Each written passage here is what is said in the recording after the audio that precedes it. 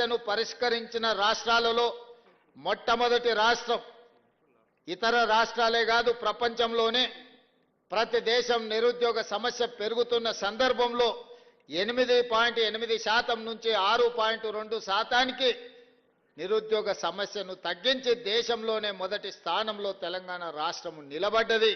అంటే దాంట్లో మీ శ్రమ ఉన్నది, మీ కృషి ఉన్నదని చెప్పి నేను ఈ సందర్భంగా తెలియజేస్తున్నా. ఒకనాడు నష్టాల బాటలో ఉండి ఆత్మహత్యలు జరుగుతున్న ఆర్టీసీ ఈరోజు లాభాల బాటలో నడిచి మీ జీతాలు మీరు ఇచ్చుకోగలిగిన స్థాయికి ఈరోజు ఆర్టీసీ చేరుకున్నది అని అంటే ఈరోజు మీ శ్రమ, మీ కృషి ఎంతో ఉన్నది. అదేవిధంగా సింగరేణి సంస్థ లాభాలలో నడవడమే కాదు, ఈరోజు ఈ వేదిక మీద జనక్ ప్రసాద్ గారు ఉన్నారు, మిగతా నరసింహారెడ్డి గారు, చాలా మంది సింగరేణి కార్మిక నాయకులు ఉన్నారు, ఇక్కడ సింగరేణి కార్మికులు ఉన్నారు. ఇప్పటి వరకు ఎప్పుడైనా మీ కాంట్రాక్ట్ అవుట్ సోర్సింగ్ కార్మికులకు బోనస్ ఎప్పుడైనా ఇచ్చిండ్రా? మొట్టమొదటిసారి మన ప్రభుత్వం అవుట్ సోర్సింగ్ కార్మికులకు కూడా 5,000 రూపాయల బోనస్ ఇచ్చి మీ లాభాలలో మీకు వాటాలుగా మార్చి మిమ్మల్ని గుర్తించిన ప్రభుత్వం ఇది కాదా? సింగరేణి కార్మికులకు 1,90,000 బోనస్ ఇచ్చిన మాట నిజం కాదా? ఈరోజు ఏదైనా అనుకోని పరిస్థితుల్లో ప్రమాదం జరిగితే 1 కోటి రూపాయలు సింగరేణి కార్మికులకు బీమా పథకాన్ని అమలు చేయడమే కాకుండా మీ అవుట్ సోర్సింగ్ కార్మికులకు కూడా ఏదైనా జరిగితే 50 లక్షల రూపాయల బీమా పథకాన్ని మన రాష్ట్ర ప్రభుత్వం తీసుకొచ్చిన విషయం మీకు అందరికీ తెలుసు కదా.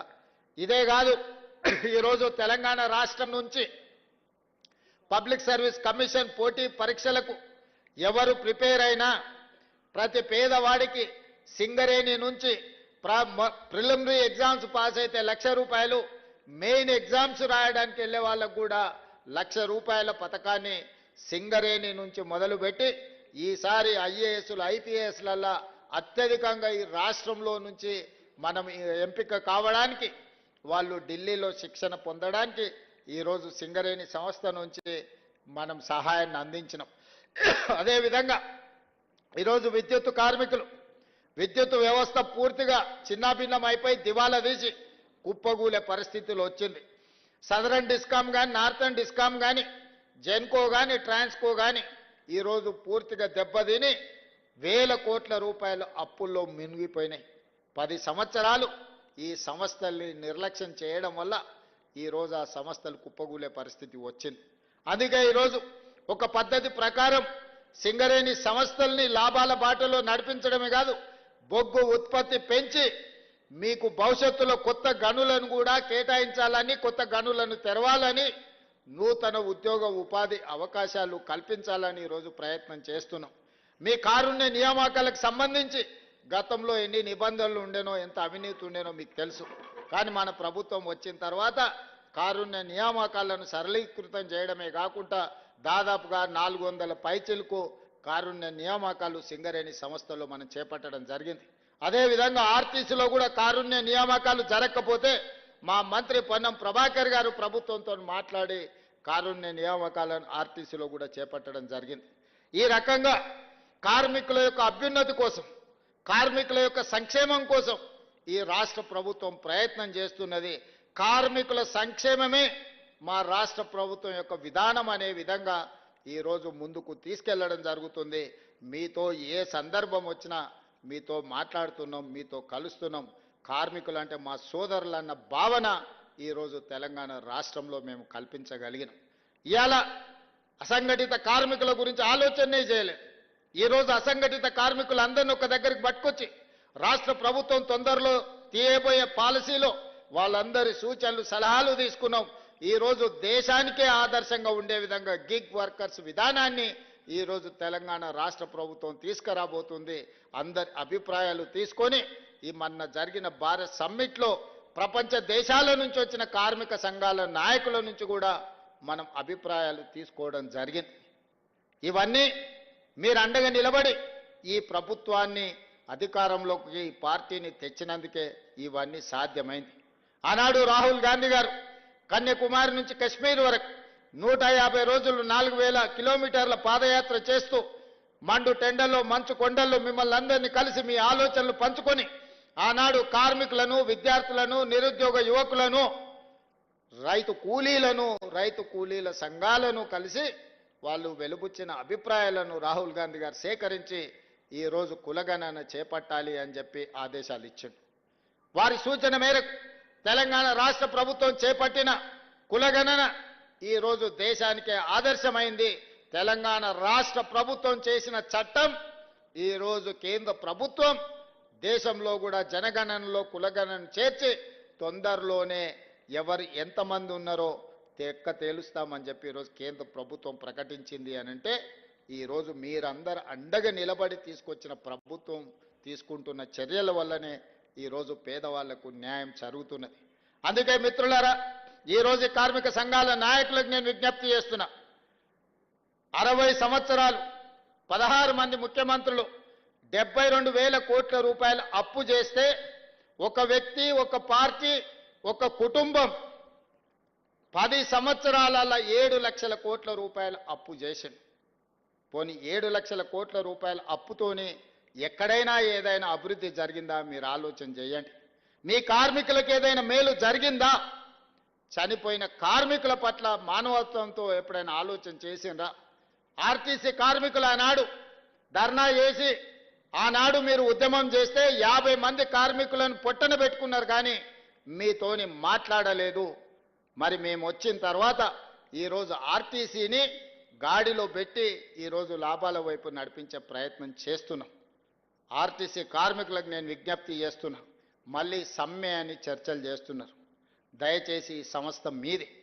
ఈ సంస్థను ఏ మాత్రం పట్టింపులకో రాజకీయ నేపథ్యంలో ఎవరైనా ప్రోత్సహిస్తే, మనం ఏదైనా ఒక నిర్ణయం తప్పుగా చేస్తే మొత్తం సంస్థనే దెబ్బతినే పరిస్థితి ఈరోజు ఉంది.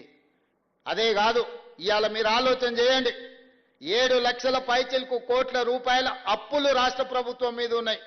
ఆయన 50,000 కోట్ల రూపాయల కాంట్రాక్టర్ల బిల్లులు పెండింగ్ పెట్టాడు. బొగ్గు సరఫరా చేసిన సింగరేణికి 20,000 కోట్ల రూపాయలు పెండింగ్ పెట్టాడు. అదేవిధంగా వ్యవసాయానికి ఉచిత విద్యుత్తు అందించిన విద్యుత్ శాఖకు దాదాపుగా 25-30,000 కోట్ల రూపాయలు పెండింగ్ పెట్టాడు. ఇట్లా ఇంకొక 1,29,000 కోట్ల రూపాయలు వివిధ సంస్థలకు బకాయిలు పెట్టిండు. చంద్రశేఖరరావు గారు డిసెంబర్ 7, 2023 నాడు మాకు అధికారం అప్పజెప్పినప్పుడు 8,29,000 కోట్ల రూపాయల అప్పులు మా చేతికి అందించిండు. ఇందులో 7,11,000 కోట్ల రూపాయలు వివిధ బ్యాంకులల్లా వివిధ సంస్థలల్లా ప్రభుత్వం పూచీకత్తు పెట్టి అప్పులు తెస్తే మిగతావి వివిధ సంస్థలలో ఉద్దెర పెట్టిండు. ఉద్దెర మనం గ్రామాలలో ఉంటుంది, కిరాణం కొట్టోడో లేకపోతే బట్టల కొట్టో షాపోడో మనకు తెలిసినోడు ఉంటాడు. దానికి ఒప్పందాలు ఇన్స్టాల్మెంట్స్ ఏముండవు, ఊర్లో మనకు ఉండే గౌరవం కొద్ది అప్పిస్తారు. అట్లాంటి అప్పులు విద్యుత్ శాఖ దగ్గర, అట్లాంటి అప్పులు సింగరేణి సంస్థ దగ్గర, ఇట్లా వివిధ కాంట్రాక్టర్లు చేసిన పనులకు నిన్న మన సర్పంచులు నిరసన తెలిపినరని వారు మన అంటున్నారు. మేము వచ్చినాక సర్పంచులే లేరు కదా మిత్రమా, మేము అధికారం రాకంటే ముందే సర్పంచుల పదవీ కాలం ముగిసిపోయింది. మరి మేము సర్పంచులకు ₹1 పని కూడా ఇవ్వలేదు.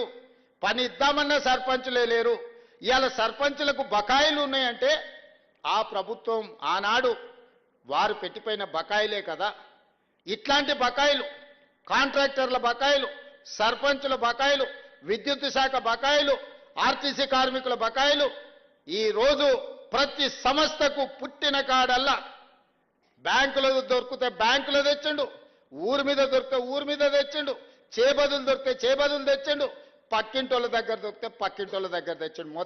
మొత్తంగా 10 సంవత్సరాలలో 8,29,000 కోట్ల రూపాయల అప్పుతోని డిసెంబర్ 7, 2023 నాడు మా చేతికి అధికారం ఇచ్చిండు. మరి ఈరోజు నేను అడుగుతున్న మిత్రులారా, 60 సంవత్సరాలు 16 మంది ముఖ్యమంత్రులు 1948 నుంచి 2014 జూన్ 2 వరకు 72,000 కోట్ల రూపాయల అప్పు చేస్తే ఒక వ్యక్తి, ఒక కుటుంబం, ఒక పార్టీ 10 ఏళ్లలో 8,29,000 కోట్ల రూపాయల అప్పు చేసి ఆ అప్పులతోని ఆయన తీసుకున్న తప్పుడు నిర్ణయాలతోని మనకు అధికారం ఇచ్చిండు. ఒకే ఒక్క ఉదాహరణ చెప్పదలుచుకున్న, అన్నం ఉడికిందా లేదా అని ఒక మెతుకు బట్టి చూస్తే తెలుస్తుంది.